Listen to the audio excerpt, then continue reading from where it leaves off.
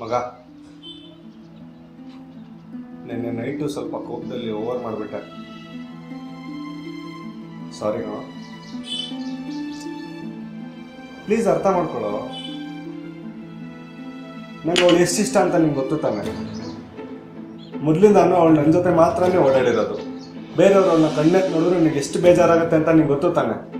ಅಂಥದ್ರಲ್ಲಿ ನನ್ನ best friend ಆಗಿ ನೀನೇ ಅವಳ ಜೊತೆ ಸುತ್ತೋದ್ರೆ ನನಗೆ ಎಷ್ಟು ಬೇಜಾರಾಗಬೇಡ.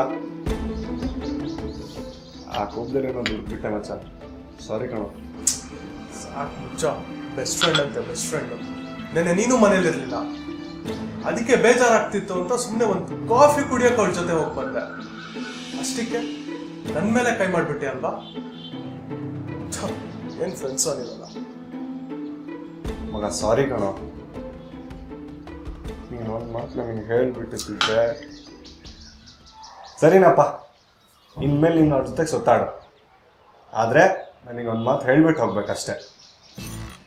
ಸೀರಿಯಸ್ಲಿ? ಹೂನು. ಅಂದರೆ ಇವಾಗಲೇ ಹೋಗ್ಬಲ್ಲ? ಹಾಂ